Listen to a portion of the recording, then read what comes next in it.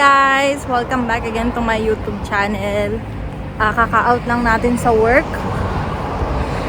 At malamig. Malamig talaga, malamig. Maghihintay tayo ng bus. Padating naman yung bus, 5 minutes na lang. Valentine's ngayon, pupunta tayo sa Scarborough Town. Tingnan natin ngayon kung anong ganap ngayon sa Scarborough Town, kung madami bang tao dahil nga Valentine's. Kasi sigurado sa Pilipinas, sa mall, ang dami sigurado nun. Naalala ko nung panahon nandun pa ako sa Manila, grabe, ang daming tao kapag Valentine's. May mga kadate, syempre, dyan mo malalaman kung gaano ka kaganda. Paanuan daw ng ganda. Anong tawag doon? Labanan ng ganda kapag Valentine's daw, guys. Kasi nga, nagbibigay ng bulaklak. Bigay ng bulaklak, chocolate. Ganyan. So, ayun nga, yung mga friend ko sa Facebook. Super dami. Halos lahat ng friend ko sa Facebook. Binigyan sila ng mga asawa, jowa nila ng chocolate, sulat, bulaklak. Diba? Kasi dito last year, diba nga sa Scarborough Town ako nagtatrabaho last year. Nakita ko nakita ko sa Scarborough Town wala masyadong tao, tapos hindi mo makikita na may mga bit-bit na bulaklak. Tapos naalala ko may nag-comment dito daw kasi puro trabaho daw kasi, kaya walang time sa mga ganyan-ganyan. Sabi, may comment sa akin last year. Kaya parang regular day lang yung Valentine's Day. Sa Pilipinas talagang sineselebrate yun ng mga partner, diba? Talagang nag-date sila. Dito nga tayo sa part na to. Kasi naman yung trabaho din dito, minsan yung partner mo dalawang trabaho, minsan magkasalungat kayo ng duty, kaya talagang walang time. Tsaka medyo mahal din yung mga bulaklak dito, compare dun sa Pilipinas. Huwag na tayong mag-convert. Talagang mahal kapag nag-convert tayo. Lamig. Grabe. Gusto ko sanang maggala sa downtown, pero gusto ko kasama si Marvin. Kaso gabi ng out ni Marvin sa school eh. Kaya pala siguro bumili na si Marvin nung gift niya sa akin na yung nasa glass na na rose. Kasi gabi siya, kahapon kasi maagap-agap siyang nakauwi. Tawa nga ako kahapon yung surprise niya sa akin kahapon. Kausap ko kasi si Papa, nagluluto ako ng patty sa kitchen. Tapos pagpasok ko sa kwarto, bigla siyang nagulat. Be, sabi niya nung pamasok ko, sabi niya, surprise! Tapos tinuro niya yung higa, yung kama namin, nandoon yung regalo niya. Sabi niya, nagdadalawang isip nga ako kung itong bibilin ko or yung Jollibee eh. Sabi niya ganun. That's yung Jollibee nilang para kahit kumain. Ito naman matagal yan. Good for 10 years yan. Hindi daw mabubulok. Ayan na guys, yung bus ko. Diyos ko, na dito sa sobrang lamig. Sasakay na muna tayo. Tapos update ko kayo. Nasa Scarborough Town na tayo guys. Yung mga ibang nakakasalubong ko, meron na silang mga dala na bulaklak. Yung iba yung parang nakaayos na. Yung iba yung isang piraso. Dito may bilihan dito. Ayan Ayan. Ang cute man nung This one's, this has 6. Ayan na guys, pupunta tayong Walmart. Bibilhan ko si Marvin ng ice cream. Ice cream nun, lamig-lamig. Wala masyadong tao. Nagugutom ako. Wala masyadong tao ngayon. Parang tulad lang last year. Punta tayong Walmart. Nandito na ako guys sa Walmart. Hanapin ko yung ice cream na gusto ni Marvin. Dito ata yun. Sorry. Dito ata yung ice cream. Uy. Saan yun? Ayun, dito mga ice cream. Saan yung gustong ice cream ni Bebe? Yun na lang ang gift ko sa kanya. Ice cream. Ito, wala bang nakasale dyan? Ano ba yung pinili namin dati? Ito ata yun. Hindi ko maalala ha. Gusto kasi niya ng ice cream. Nung nakaraan pa yung nagmamaktol sa ice cream. Gusto ko ng ice cream. Ice cream, gusto mo? Pili ako. Ay, ito mura lang. Great value. Wag yan. Mayroon nga dito, hindi ko maalala kung ano yung ano namin, anong brand yung binili namin nun. Ano kaya masarap? $7 yung 7.87. Ito ata, yun eh, 577. Siguro ito na to. Yan na lang siguro. Ayan, ang mura pala nito oh. Kaso ano lang, plain lang siya. Oh, itong gusto ko. Mukhang masarap. Ito. Magkano to? Tingnan ko lang yung presyo. Wala dito eh. Ito na lang guys. For sure, masarap to. Mukha namang masarap. Or yung double chocolate. Parang bet ko kasi ito chocolate. Ah, chocolate fudge pala to. Ano kaya? Meron kasi dito. Gusto. Para sa minilig ni Marvin yung double chocolate eh. Dutch chocolate naman to. Ay, chocolate. Ito na lang guys. Ito na lang kukunin ko. Yan. Para mamaya kakainin namin. Magmo-movie marathon lang kami ng mabilisan. Ito lang kami yung bibilin ko. Uwi na tayo. Nandito na ako guys sa baba. Hintayin ko na yung bus ko. Lamig. Grabe. Ano ngayon eh? Parang negative 3. Ay, hindi ko pa pala na-check. Pero kanina kasi negative 3. Bumili ako ng mild patty dun sa taas. Kakainin ko at nagugutom na ako. Sana dumating na yung bus para dun ako sa loob. Ayan guys, nandito na yung bus. Lamig. Nakain ko na to. Uy, nalaglag daw yung card. Ayan guys, nakababa na tayo ng bus. Lit ko yung ice cream para kay Bebe. Grabe, ngarag ng garag ako ngayong araw. Ngarag ng garag ako sa trabaho. Grabe, hindi ako nakaupo as in. Nakaupo na ako nung pauwi na. Kasi hinintay ko yung bus. Hindi na ako umaalis ng maaga. Hinintay ko na ng 3:17 yung bus. Kasi ang lamig. Lalakad pa ako palabas. Tapos ayun, kaming dalawa ni Ate Amy. Sabi ni Ate Amy, sakit na daw ng likod niya. Kasi 15 boxes kaming dalawa. Tapos yung arms namin, 9 arms kami.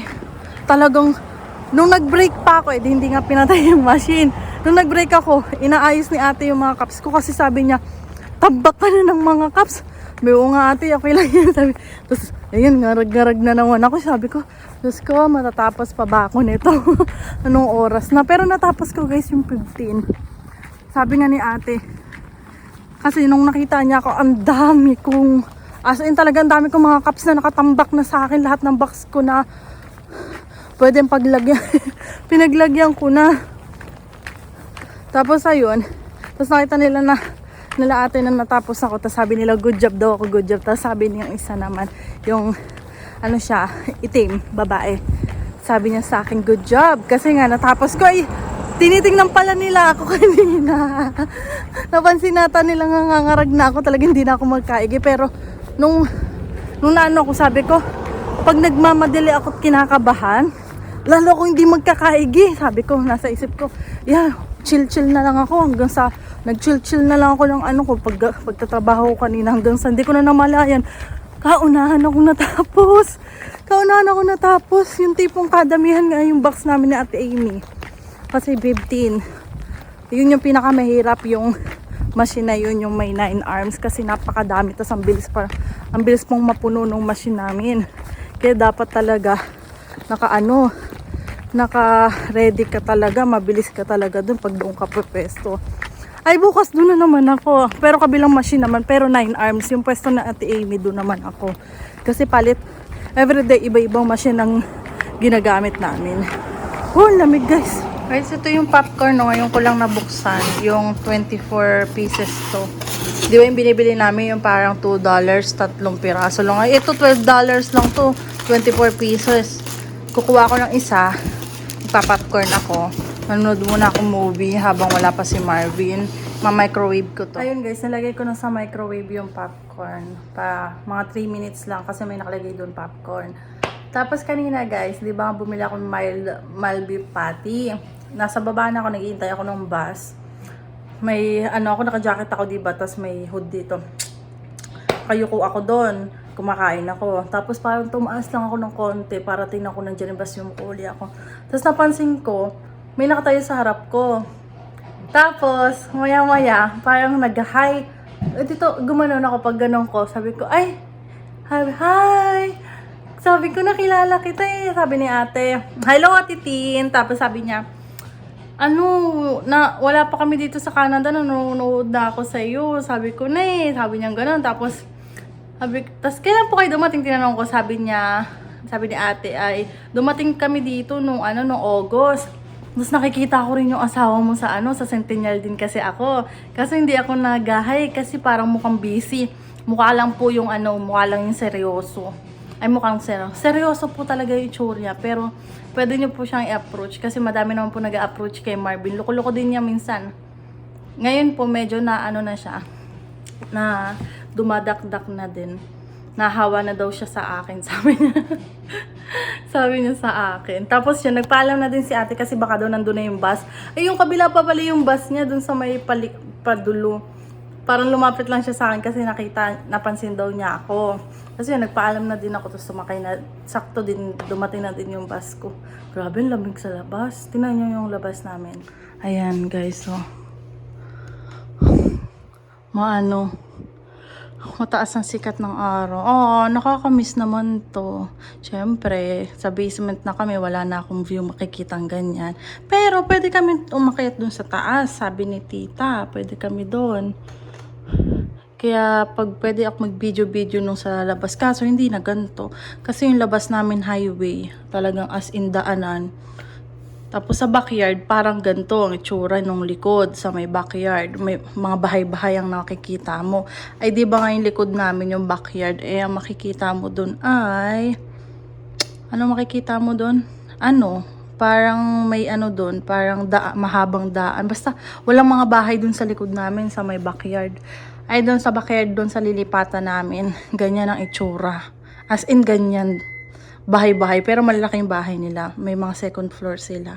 Dito kasi sa amin, mayroon bang may second floor dito? Parang wala. Or wala nga. Time na ngayon ng labas ng mga aso. Grabe no. May oras pala talaga yan no. Kasi nakatrain sila kung anong oras sila lalabas. Siyempre maghanap pa sila ng spot. Yung aso kasi namin nila Marvin, hindi ganun eh. Kasi sa bahay lang sila eh. Hindi naman masyadong naiilabas. Diba? Ang ganda naman dito. Ang ganda dito sa may amin. Tapos yung, tinan mo. Yeah. Pak! Diba? Balik ulit natin dyan. Sige, mamaya na ulit. Ito na. Okay na. Tapos guys, medyo dito. Makalat kasi nandiyan yung iba naming gamit na ginayak. Para sa paglilipat namin sa linggo. Lipatan na talaga. Wala, parang nasunog. Wala, na-over ata to. Hi guys. Di na ako nakapag-update sa inyo kanina. Nakatulog ako. Late na ako nagising. Hindi naman late. Gabi na. Gabi na ako nagising. Nagising ako kasi dumating na din si Marvin, guys. So, ayun. May chika ako sa inyo kasi may nakita ako sa TikTok. Dito sila pinanganak sa Canada. Dito din sila lumaki. Tapos nagbakasyon lang silang magjowa. Para silang Pilipino. Nagbakasyon sila Pilipinas. Bali, parang first time nilang magbakasyon. Tapos nagustuhan talaga nila yung buhay sa Pilipinas. Kasi daw napaka-simple lang. Tapos na-enjoy daw talaga nila. Kasi parang nag-travel ata sila sa Palawan, sa Boracay. Di ba ang ganda doon? Tapos doon din ata sila nagpakasal sa Boracay, sila nung asawa niya. Tapos nung bumalik sila dito sa Canada, doon na sila nag-decide na titira na sila sa Pilipinas. Tapos may nag-comment, yung iba, syempre, may mga nambabash, may mga magaganda naman yung mga sinasabi. Bale yung mga nambabash, sinasabi nila na maliit daw yung sahod sa Pilipinas, makakaya nyo ba yan? Kasi syempre iba yung dito sa Canada. Tapos yung iba naman na sinabi, nagbalak din daw silang mag-Canada pero hindi nila tinuloy kasi alam nila na yung home nila sa Pilipinas pa rin daw talaga. Sabing ganon. Tapos yung iba naman na nandito sa Canada na nagbabalak na rin bumalik sa Pilipinas kasi iba pa rin daw talaga yung Pilipinas. Ayun. Tapos, may mga nagsabi naman na syempre galing siya dito sa Canada. So, madali din siya makakawa ng trabaho lalo na kung maganda rin yung experience na dito. Kasi halos lahat ng mga nag-abroad, pagbalik sa Pilipinas, maganda rin yung nakukuha na ng trabaho dahil international nga yung experience nila, kaya ganun. Kasi may ba akong makakakilala ng mga nagtrabaho sa abroad like Dubai, pagbalik nila dito, na sila, manager na sila sa hospitality. Best that you... Maglagay ka ng toothpaste. Tapos, ayan, sabi naman nila, hindi naman daw sigurado mahihirapan yung mag-asawa makakuha ng trabaho. Lalo na magaling naman sila. Siyempre, dito sila magaling sila mag-English. Pwede silang kumuha yung mga work from home na freelance ba yun? Yung freelance agent. Ang laki rin ng sahod ng mga ganyan. Iba nga, kumaabot ng 100k, 200k per month yung sinasahod nila dahil dun. Kasi magaling silang makakuha ng kliyente nila. Yung iba nga din, kasi madami rin kasi nagsasabi na kumikita daw sila ng 200k pagiging VA, worth it pa rin daw ba na mag-Canada kasi meron silang sariling bahay, may sariling sakyan, para sila ng asawa niyang naka-work from home lang. Tapos yun, nag-post sila dun sa group ng mga international student. Tapos ang mga nag-comment na kung ganyan na daw ang kinikita, wag na daw sila mag-Canada kasi syempre iba na yung buhay dito sa Canada. Doon, nakapagpundar ka na, tapos talagang yung income mo, dire-diretso na naman. Tapos may ipon pa sila guys ha. Kaya talagang as in, okay na talaga sila sa Pilipinas. Kaya sabi nila, wag na daw sila mag back to zero. Okay na daw yung ganyan. Kasi pwede na silang, may ipon sila, pwede pa sila mag-start ng business pa nila na gusto, diba? Kaya, ayun. Tapos, naalala ko yung mga nakita ko sa YouTube ng mga foreigner na tuwan-tuwa sila na nakuha nila yung pagiging permanent resident nila sa Pilipinas. Tapos ang dahil mga nag-comment ng mga Pilipino, ang daming umaalis nga sa bansa natin, sa Pilipinas, na nagmamigrate sa mga iba't ibang bansa. Tapos meron din pala mga ibang foreigner na naghahangad din dun sa permanent resident sa Pilipinas. Ganyan. Tapos, ayun, kaya sila parang natutuwa lang kasi may mga ibang lahi din na gusto talagang tumira sa Pilipinas. Ang dami ng ngayon kasi may kakilala ako, dumating yung jowa niyang foreigner. Pumunta sila ng El Nido. Siya lang yung Pilipino. Halos lahat ng mga nagbabakasyon sa El Nido puro foreigner. Puro puti talaga be. Ang dami doon siya kasi Siargao madami mga foreigner. Yung ibang mga foreigner nga doon nag-stay na sa Siargao nagtaga Siargao na. Parang iba taga-Bali. Nagtaga-Bali na iba. Oo, sa Siargao. Kasi mga napanood ko sa sa YouTube Doon na sila nanirahan kasi nagustuhan din nila yung buhay doon sa sa Siargao. Tsaka happy doon. Lagi din kasi doon may mga bar. Pero, syempre pag mura. Kung mag-work from home lang sila, di ba? Tas yung trabaho nila sa ibang bansa, computer lang. Yung kita mo doon talagang... living expenses sa Pilipinas, mura. Mura lang yung living expenses sa Pilipinas, lalo na kung malaking sahod mo. Tsaka, isipin mo ba, yung renta sa, kunyari sa New York, sa about $3,000. Dito sa Siargao. Magkano lang. Lahat na yun. Tsaka, Pagkain, lahat. mura pa doon kasi pa yun Kaya nga nila magpagawa ng bahay doon wala pa silang utang, diba?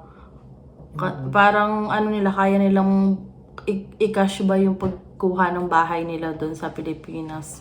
Kasi ang dami din namang nakakapaggawa doon pag nagkaroon sila ng business at nag-boom yung mga business na like skincare, naging reseller lang sila hanggang naging sila na yung parang distributor nung buong lugar na yun, buong province. Tapos may mga resellers sila doon. Sila na ang humahawak. Ayun, sila. Hanggang sa nakapagpundar na ng mga bahay, resort, dahil doon sa nila. Sa pagbebenta-benta nila. Kaya, yung mga Pilipino naman, madiskarte naman yung mga Pilipino Pero syempre may mga iba din na, hindi rin nagbo-boom yung diskarte nila sa Pilipinas. Kaya mas pinipili na lang nila din sa abroad. Kaya, ayun. Pero, masaya naman kasi talaga sa Pilipinas eh. Parang sinasabi nila nandun daw talaga yung buhay. Dahil dito daw sa Canada, pagkatapos magtrabaho, mas pipiliin mo na lang sa bahay, lalo na pag winter. Mas gusto mo na pahinga pag day off mo, ayaw mo nang gumala, nananakit-nakit na yung katawan mo. Kasi nga, kalimitan yung ibang mga Pilipino dito, dalawa rin yung trabaho. Pero may iba, madami din naman na isa lang yung trabaho dito, pero malaki yung sahod nila. Kaya yun talagang magandang goal. Ano ba? Isang trabaho, pero malaki yung sahod. So, ayun guys, magpapaalam na ako dahil tutulog na uli. Tutulog na uli. Kasi nandiyan na si Marvin, inaantok na din siya. Kaya don't forget to like and subscribe sa YouTube channel ko. Tingnan mo yung aking eyebags. Grabe naman. Kasi ang aga po rin gigising. Bye-bye guys!